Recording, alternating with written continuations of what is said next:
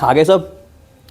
तो बहुत बहुत स्वागत है आप लोगों का हमारे YouTube चैनल पर। और मैं हूं अभिषेक मिश्रा, आपका साथी, मेंटर।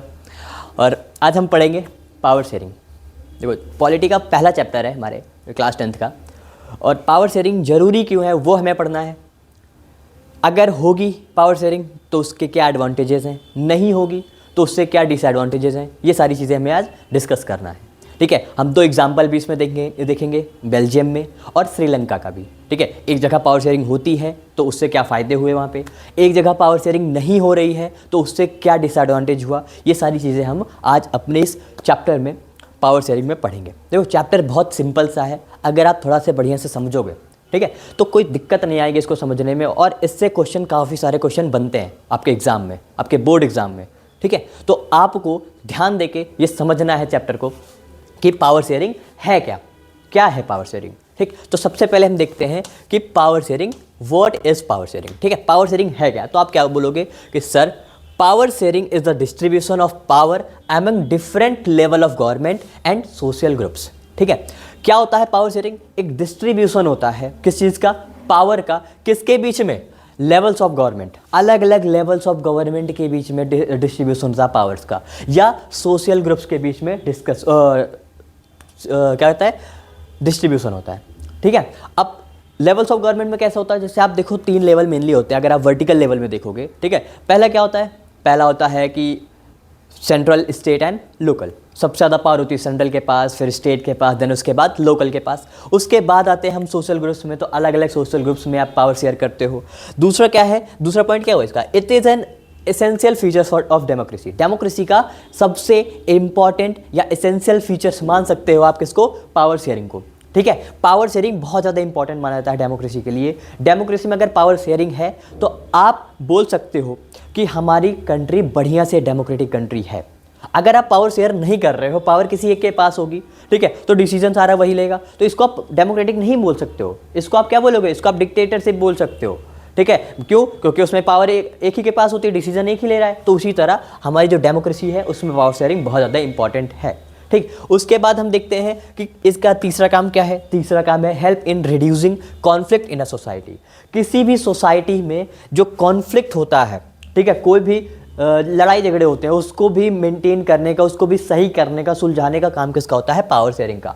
पावर शेयरिंग, देखो, अगर आप पावर शेयरिंग कर रहे हो तो इसका मतलब है कि आप के जो सोशल ग्रुप्स हैं उन सबको आराम से बढ़िया से सब सेटिस्फाई रहेंगे कि हाँ भाई हमको थोड़ी थोड़ी पावर मिली है। अगर पावर किसी एक के पास होगा तो वो उतना ज़्यादा सेटिस्फाई नहीं रहता, और वो क्या कहता है, सोचता है कि भाई सब पावर मेरे पास आनी चाहिए। उसकी वजह से वो क्या करेगा, वो करेगा कॉन्फ्लिक्ट। ठीक है, तो हम देखते हैं, ये एग्जाम्पल हम देखेंगे अभी बेल्जियम और श्रीलंका में। ठीक, उसके बाद देख लेते हैं बेल्जियम। बेल्जियम क्या है, पहले थोड़ा इसका इंट्रो ले लेते हैं। ठीक है, क्या है, स्मॉल कंट्री है यूरोप में। यूरोप में क्या है, ये स्मॉल कंट्री है यूरोप में। ठीक है, छोटी सी कंट्री है, ज़्यादा बड़ी कंट्री नहीं है। ठीक है, इसमें डच स्पीकिंग जो कितने हैं भाई, डच स्पीकिंग 59% है। मतलब अगर इसकी टोटल पॉपुलेशन में देखी जाए तो 59% कौन क्या स्पीक करते हैं, डच। ठीक है, डच के बाद आते हैं फ्रेंच स्पीकिंग। फ्रेंच स्पीकिंग कितने हैं बेटा, 40% है। कितने हैं, 40% है। और उसके बाद जर्मन स्पीकिंग कितने हैं, 1%। जर्मन स्पीकिंग कितने हैं, 1% है। उसके बाद इसमें देखो कॉन्फ्लिक्ट क्या हुआ, कॉन्फ्लिक्ट इसमें ये हुआ डच और फ्रेंच कम्युनिटीज़ के बीच में। ठीक है, क्यों, क्योंकि एक को ज़्यादा पावर मिल रही थी, एक को ज़्यादा प्रिविलेज मिल रही थी, और दूसरे को नहीं पूछा जा रहा था, उसको उतना ज़्यादा पावर नहीं मिल रही थी, उसको उतना ज़्यादा प्रिविलेज नहीं मिल रहा था। ठीक है, दूसरा क्या है, a complex power sharing arrangement was made to ensure equal representation. ठीक है, अब यहाँ पे एक हम क्या करें, power sharing, complex power sharing arrangement किया हमने कि ताकि दोनों का बराबर से इक्वल रिप्रेजेंटेशन हो सके। ठीक है, ताकि इनके बीच में जो कॉन्फ्लिक्ट है वो क्या हो जाए, खत्म हो जाए। ठीक, आगे देखते हैं प्रॉब्लम क्या थी इसमें। ठीक है, बेल्जियम में प्रॉब्लम क्या थी, तो हम देखेंगे the minority French minority French, जो फ्रेंच वाले थे वो माइनॉरिटी में थे, कम में थे। ठीक है, speaking communities was relatively in rich in powerful. देखो, पॉपुलेशन में तो कम थे, क्या थे ये, पॉपुलेशन में कम थे, लेकिन इनको क्या कहते हैं, रिच और पावरफुल थे। ये क्या थे, रिच और पावरफुल थे। ठीक, recent by the Dutch speaking communities who get benefits of the economic development and education much later. ठीक है, देखो पावरफुल जो होते हैं, जिनके पास पैसे होते हैं, तो भाई उनको प्रिविलेज भी जल्दी मिलता है। ठीक है, उनको प्रिविलेज भी ज़्यादा ही मिलता है, उनको गवर्नमेंट पहले सबसे ज़्यादा उनको ही पूछेगी। ठीक, तो इसी हिसाब से जो डच स्पीकिंग थे उनको क्या था, उनको ये था कि भाई उनको जितने भी बेनिफिट्स मिलने थे, ठीक है, चाहे इकोनॉमिक डेवलपमेंट का हो जाए चाहे एजुकेशन का हो जाए, ठीक है, वो सबसे बाद में मिलते थे। अगर इनको मिले, इनसे जो बचा कुचा होता था वो इनको मिलता था। किसको? डच स्पीकिंग वाले को। फ्रेंच स्पीकिंग वाले को पहले मिलता था। क्यों? क्योंकि ये पावरफुल थे, ये रिच थे।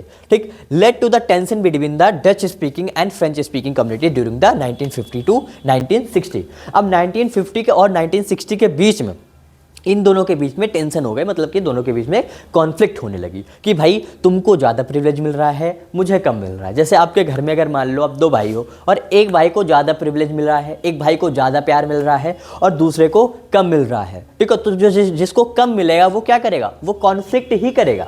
वो क्या करेगा? वो बोलेगा भाई कि आप इनको ज़्यादा प्रिविलेज दे रहे हो, मुझे नहीं दे रहे हो, है ना। ये सारी चीज़ें वो आपके लेकर आएगा। तो उसी हिसाब से डच वाले भी लेकर आए कि आप फ्रेंच वाले को ज़्यादा प्रिविलेज दे रहे हो, हमें नहीं दे रहे हो, हम भी तो आपके देश के हिस्से हैं ना, हम भी आपके देश में रहते हैं, ये आपके देश के नागरिक हैं, फिर भी हमें आप नहीं दे रहे हो। तो ये सारी चीज़ें कॉन्फ्लिक्ट यहाँ पे स्टार्ट हो गई। अब कॉन्फ्लिक्ट स्टार्ट हुई तो इसके कुछ एकोमोडेशन भी किए गए। मतलब एकोमोडेशन का मतलब कि इसमें कुछ सही किया गया, इसको थोड़ा चेंजेस किए गए ताकि दोनों के बीच में कॉन्फ्लिक्ट क्या हो जाए? कम हो जाए या खत्म हो जाए। पहला क्या था इसमें? Number of Dutch and French speaking minister equal. ठीक है, जो डच स्पीकिंग और फ्रेंच स्पीकिंग मिनिस्टर से वो दोनों क्या कर दिए गए? वो दोनों इक्वल कर दिए गए। क्या कर दिए गए? इक्वल कर दिए गए, चाहे वो सेंट्रल गवर्नमेंट में हो चाहे किसी में भी हो। चाहे देखो सेंट्रल गवर्नमेंट में क्या हो, so that no single community can make decision unilaterally. ठीक है, मतलब कि सेंट्रल गवर्नमेंट में दोनों को नंबर बराबर कर दिया गया ताकि अगर कोई डिसीजन ले रहे हैं वो तो एक के पक्ष में ना जाए। ठीक है, देखो जैसे कि सिंपल सा है, अगर एक कम्युनिटी का मिनिस्टर ही होगा सेंट्रल गवर्नमेंट में तो वही अपने हिसाब से अपनी कम्युनिटी के हिसाब से डिसीजन लेगा। ठीक है, लेकिन अगर दोनों बराबर हैं, इक्वल हैं, ठीक है, तो अगर एक के कम्युनिटी के बीच में ज़्यादा जा रहा है, एक कम्युनिटी की तरफ ज़्यादा जा रहा है डिसीजन, तो दूसरे वाले उसको अपोज करेंगे, उसको सही करेंगे। ठीक है, तो इस तरह क्या कर दिया? पहला क्या सही किया गया? ये पेपर में आ सकता है। ठीक है, पहला क्या सही किया गया? Number of Dutch and French speaking minister equal. कहाँ पे किया गया? वो सेंट्रल गवर्नमेंट में किया गया ताकि वो डिसीजन यूनिलेटरली ना ले पाए। ठीक है, उसके बाद क्या है? State governments are not subordinate to central government. ये इंपॉर्टेंट पॉइंट है। क्या हुआ कि जो स्टेट गवर्नमेंट है वो सेंट्रल गवर्नमेंट के सबऑर्डिनेट नहीं होंगे। क्या होंगे? सबऑर्डिनेट नहीं होंगे। मतलब कि अगर स्टेट गवर्नमेंट को कुछ ऐसे डिसीजन है वो खुद से इंडिपेंडेंटली ले सकते हैं, उनको बार बार जाके सेंट्रल गवर्नमेंट से पूछना नहीं पड़ेगा कि सर जी हम ये कर लें, सर जी हम वो कर लें, ये सब हमें वो नहीं करेंगे। ठीक है, दूसरा क्या है कि सेपरेट गवर्नमेंट इन ब्रसेल्स। ठीक है, ब्रसेल्स क्या था? ब्रसेल्स था बेटा वहाँ का कैपिटल थी। क्या थी वहाँ पे? कैपिटल थी। और कैपिटल में देखेंगे तो यहाँ पे क्या हुआ था? Both communities have equal representation.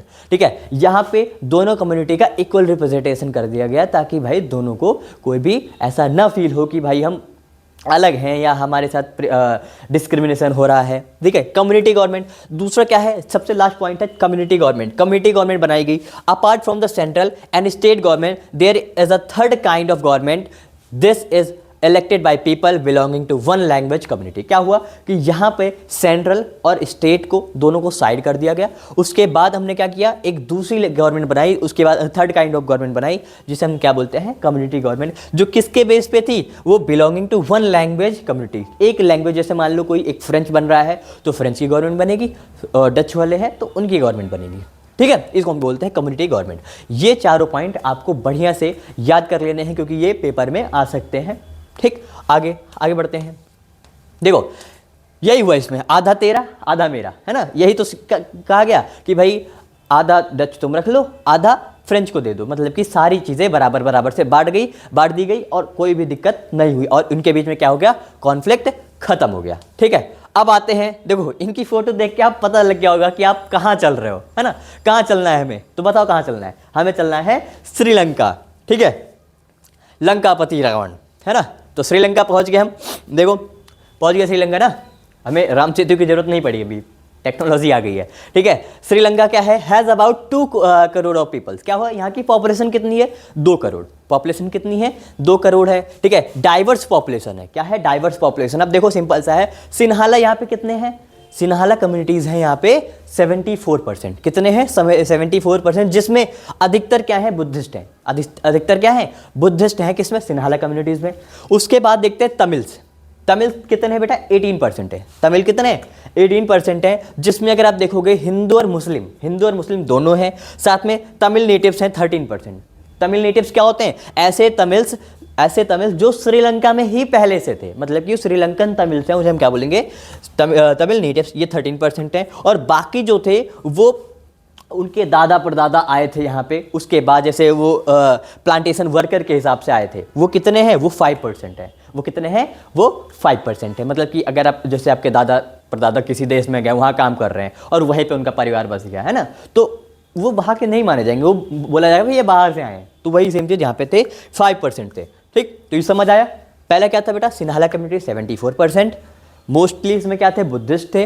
दूसरे थे यहाँ पे तमिल्स, 18% थे। 18% में दोनों थे, हिंदू मुस्लिम दोनों थे, ठीक है। इसमें थे तमिल नेटिव्स कितने से, 13%, मतलब कि जो श्रीलंकन तमिल्स थे। उसके बाद Tamil whose forefathers came from India as plantation worker, मतलब कि 5% ऐसे तमिल्स थे जो इंडिया से गए थे, जिनके दादा परदादा इंडिया से गए थे वहाँ पे प्लांटेशन वर्कर्स के हिसाब से, ठीक है। दूसरा, अब देखते हैं यहाँ पे क्या था, यहाँ पे प्रॉब्लम क्या थी, यहाँ पे था मेजोरिटेरियनिज्म इन श्रीलंका, मतलब कि यहाँ पे जो मेजोरिटी वाले थे ना, उनको ज़्यादा प्रिविलेज दिया जा रहा था। अभी आपने बेल्जियम में पढ़ा, बेल्जियम में क्या पढ़ा, बेल्जियम में ये पढ़ा कि यहाँ पे जो माइनॉरिटी है, जो पावरफुल है, जिनके पास पैसे हैं, उनको ज़्यादा प्रिविलेज दिया जा रहा था। लेकिन यहाँ पे जो मेजोरिटी में है उनको ज़्यादा प्रिविलेज दिया जा रहा है। जैसे Sri Lankan emerge an independent country in 1948, ठीक है। 1948 में श्रीलंका क्या एमर्ज हुआ भाई, वो एक इंडिपेंडेंट कंट्री बना। क्या बना, एक इंडिपेंडेंट कंट्री बना, ठीक है। The leader of the Sinhala communities order the secure dominance over the government by the virtues of their majority, ठीक है। जो यहाँ पे सिन्हाला कम्युनिटीज थे, कौन थे, जो सिन्हाला कम्युनिटी थे, उन्होंने पहले ही डोमिनेंस सिक्योर कर लिया था गवर्नमेंट पे, किसका फायदा लेके, अपने मेजोरिटी का फायदा लेके। किसका, अपने मेजोरिटी का फायदा लेकर वो उस पर डोमिनेंस अपना बना लिया था गवर्नमेंट पे। कौन, सिन्हाला कम्युनिटी, ठीक है। Democratically elected government adopt a series of majoritarian major to stabilize Sinhala supremacy, ठीक है। अब जो डेमोक्रेटिकली गवर्नमेंट थी, ठीक है, उन्होंने कई सारे ऐसे सीरीज ऑफ मेजोरिटेरियन मेजर लिए जिससे जो सिन्हाला सुपरमेसी थी वो बढ़ जाए, मतलब कि सिन्हाला को सुप्रीम माना जाए। ऐसे कुछ बहुत सारे मेजर्स लिए कौन, वहाँ की गवर्नमेंट, ठीक है। अब कौन कौन से मेजर्स लिए देखते हैं, ठीक है। तो मेजर्स कौन कौन से लिए, तो बोला गया भाई कि 1956 में एक एक्ट पास हुआ जिसमें सिन्हाला को ऑफिशियल लैंग्वेज रिकॉग्नाइज किया गया। क्या बोला गया, 1956 में एक एक्ट पास हुआ जो सिन्हाला कम्युनिटीज़ को वहाँ की नेशनल लैंग्वेज के तौर पे रिकॉग्नाइज किया। उसके बाद the government followed the preferential policies that favoured Sinhala applicant for university position and government job. अब कई सारी ऐसी पॉलिसीज लेकर आई वहाँ की गवर्नमेंट, ताकि उस पॉलिसी के हिसाब से जो सिन्हाला एप्लीकेंट्स हैं उनको यूनिवर्सिटी में अच्छी खासी पोजीशन मिल जाए, उनको गवर्नमेंट में जॉब्स मिल जाए, ठीक है, उनको प्रिविलेज दिया जा रहा था। उसके बाद constitution stipulate the state self protect and foster Buddhism. अब यहाँ पे ये भी बोला गया कि कॉन्स्टिट्यूशन में कई सारे ऐसे चेंजेस किए गए, कई सारे ऐसे बदलाव लाए गए, ताकि जो वहाँ की बुद्धिज्म थे, ठीक है, बुद्धिज्म मैंने आपको बताया था कि सिन्हाला कम्युनिटी से बिलोंग करते हैं, ठीक है, तो बुद्धिज्म को प्रोटेक्ट करने के लिए कई सारे ऐसे चेंजेस किए गए ताकि उनके इंटरेस्ट को हम डिसरिस्पेक्ट ना कर पाएँ। ये कहाँ पे चेंजेस हुए, कौन कौन से मेजर थे, मेजोरिटेरियन मेजर श्रीलंका में, ठीक है, किसके फेवर में थे ये, सिन्हाला कम्युनिटीज के, ठीक है। समझ आया यहाँ तक, आगे देखते हैं फीलिंग ऑफ अलाइनेशन, ठीक है। अलाइनेशन का फीलिंग क्या होता है कि आप अलगाववाद की जो भावना होती है कि किस हिसाब से आप अलग हो सबसे, सब कहते हैं भाई कि फीलिंग ऑफ अलाइनेशन, हम अलग हैं। देखो ये, इनको देखो, है ना, इनको अब अगर आपको कोई अलग कर दे, आपको कोई ऐसा फील कराए कि आप अलग हो, आप हमारे साथ नहीं हो, तो आपकी ऐसा ही चेहरा बन जाएगा, है ना। अब देखते हैं Buddhist Sinhala leaders were not sensitive to their language and culture, ठीक है। मतलब कि जो बुद्धिस्ट थे सिन्हाला कम्युनिटीज़ के, वो क्या कर रहे थे, वो जो दूसरे वाले थे मतलब तमिल्स की लैंग्वेज को बिल्कुल भी मान नहीं रहे थे उनको, है ना, उनको बिल्कुल भी मान्यता नहीं दे रहे थे, ठीक है, मानते नहीं थे कि भाई तमिल लैंग्वेज कोई है, ठीक है। Constitution and government policies denied them equal political rights, जो कॉन्स्टिट्यूशन है, जो वहाँ की गवर्नमेंट पॉलिसीज़ हैं, वो भी तमिल्स को क्या करते थे, उनको इक्वल पॉलिटिकल राइट्स नहीं देते थे, उनको इक्वल पॉलिटिकल राइट्स नहीं देते थे, ठीक है। और उसके बाद क्या है, discriminated against them in the getting jobs and opportunity and ignore their interest, ठीक है। मतलब कि उनके साथ डिस्क्रिमिनेशन करते थे, उनके साथ भेदभाव करते थे, किस चीज़ में, उनको कोई जॉब ना मिले, उनको कोई अपॉर्चुनिटी ना मिले, और उनका जो इंटरेस्ट रहता था उसके बेस पे भी इनको क्या करते थे, इग्नोर करते थे कि भाई हम तुमसे कोई मतलब नहीं तुम्हारा, तुम सबसे बेकार हिस्सा हो हमारे देश का, है ना, ये सारी चीज़ें बोलते थे। और वो बेचारे ऐसे मुंह बना के खड़े हो जाते थे, ठीक। अब रिएक्शन ऑफ तमिल का रिएक्शन क्या है इस पर, भाई आप किसी को इतना ज़्यादा परेशान करोगे, किसी को इतना ज़्यादा इग्नोर करोगे तो उसका कुछ ना कुछ तो रिएक्शन आएगा ही ना। अब देखते हैं यहाँ पे क्या रिएक्शन आया। रिएक्शन ये आया, launched parties and struggle for the recognition of Tamil as an official language. कई सारे ऐसे पार्टीज बनाए गए, कई सारे ऐसे स्ट्रगल करे उन लोगों ने, ताकि उनकी जो लैंग्वेज थी, उनकी जो तमिल लैंग्वेजेस थी, उसको हम क्या बोले, उसको ऑफिशियल लैंग्वेज ये लोग डिक्लेयर करें। कई सारे ऐसे उन लोगों ने मूवमेंट भी चालू किए, ठीक है। The regional autonomy and equality of opportunity in securing education and jobs. क्या हुआ कि बहुत सारे ऐसे रीजनल ऑटोनॉमी थे, equality of opportunity in securing education jobs, इन सब चीज़ों में भी उनको क्या किया जाए भाई, इक्वलिटी दी जाए। जैसे आप सिन्हाला को दे रहे हो प्रिविलेज, तो उसी हिसाब से प्रिविलेज ना दो, लेकिन इक्वलिटी तो दो। ये किसका मानना था, ये कौन बोल रहा था, ये बोल रहे थे तमिल वाले, ठीक है। By 1980s several political organization was formed. बहुत सारे 1980s के टाइम पे बहुत सारे several organization, political organization formed हुए, ठीक है, जो क्या डिमांड कर रहे थे, इंडिपेंडेंट तमिल, ठीक है। इंडिपेंडेंट तमिल स्टेट यहाँ पे क्या कहते थे, मांग रहे थे, बोल रहे थे भाई देखो, अगर आप हमें इक्वलिटी नहीं दे रहे हो तो कोई बात नहीं, हमें एक छोटा सा हमें एक हिस्सा दे दो, हमें एक इंडिपेंडेंट तमिल स्टेट दे दो, चाहे नर्दन में दे दो, चाहे ईस्टर्न पार्ट ऑफ श्रीलंका के चाहे नर्दन पार्ट में दे दो, चाहे ईस्टर्न पार्ट में दे दो, हम वहीं पे आराम से हंसी खुशी रह लेंगे, आप अपना सिन्हाला के साथ रहना, ठीक है। ये सारी चीज़ें डिमांड थी किसकी, तमिल्स की, ठीक है। अब वहाँ की गवर्नमेंट ने मना कर दिया, उन्होंने कहा तमिल से कि हम तुम्हारी बात क्यों माने, कौन हो तुम, हम जो तुम्हारी बात माने, हम तो मानेंगे सिन्हाला की। तो यहाँ पे हो गई भाई सिविल वॉर। सिविल वॉर क्या होता है, सिविल वॉर होता है कि जैसे आपने एक मूवी देखा होगा कैप्टन अमेरिका वाला, है ना, कैप्टन अमेरिका सिविल वॉर, जिसमें आयरन मैन मार्वल की थी, ठीक।